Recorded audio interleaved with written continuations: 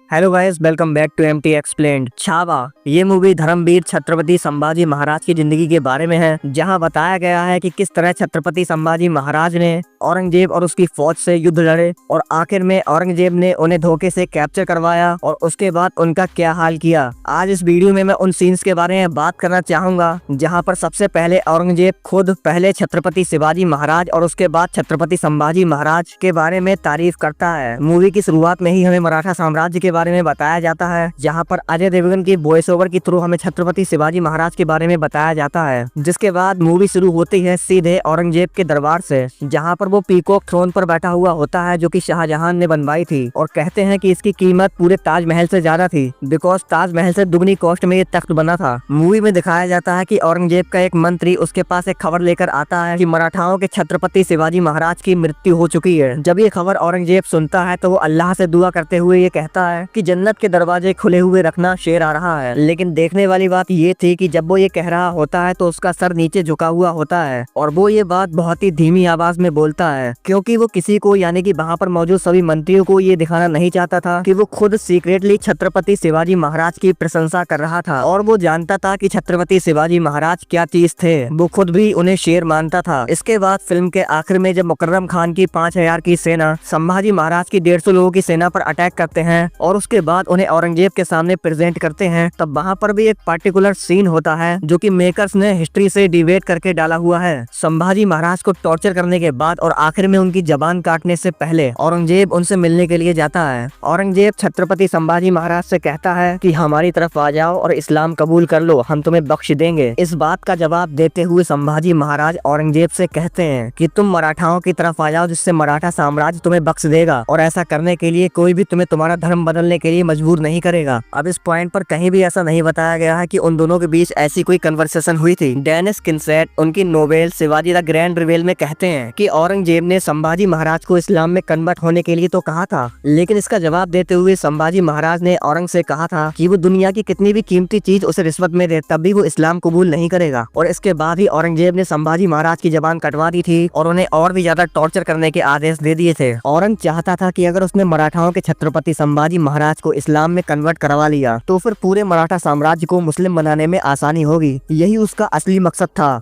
क्योंकि इस पैतरे से वो मराठा साम्राज्य की शान को खत्म कर देता। लेकिन धर्मवीर छत्रपति संभाजी महाराज ये बात बहुत ही अच्छी तरीके से जानते थे और इसीलिए उन्होंने इस्लाम को कभी भी एक्सेप्ट किया ही नहीं और सभी मराठाओं के लिए मिसाल बन गए, जिसकी वजह से मराठाओं ने आगे चलकर मुगल सल्तनत को हराया और स्वराज का सपना पूरा किया। ये सुनकर औरंगजेब पूरी तरह से टूट गया था और आगे चलकर उसने कहा कि अगर उसकी एक भी औलाद संभाजी महाराज जैसी होती तो वो भारत तो क्या पूरी दुनिया पर राज करता। औरंग चाहता था कि संभाजी महाराज की चीखें निकले, लेकिन ऐसा कभी हुआ नहीं। संभाजी महाराज मौत का जश्न मनाकर चले गए और औरंग कभी भी जीवन का असली मकसद समझ ही नहीं पाया। इसके बाद औरंगजेब कभी भी दक्कन से दिल्ली जा ही नहीं पाया। जब वो बहुत ज्यादा बूढ़ा हो गया था तब जाकर उसको एहसास हुआ कि उसने अपना जीवन पूरी तरह से व्यर्थ कर दिया है। इसी के साथ आई होप आपको ये वीडियो अच्छी लगी होगी, तो वीडियो को लाइक कर देना। हमारे चैनल पर पहली बार आए थे तो चैनल को सब्सक्राइब कर देना। हम आपसे मिलेंगे नेक्स्ट वीडियो में नेक्स्ट अपडेट के साथ। As always thanks for watching.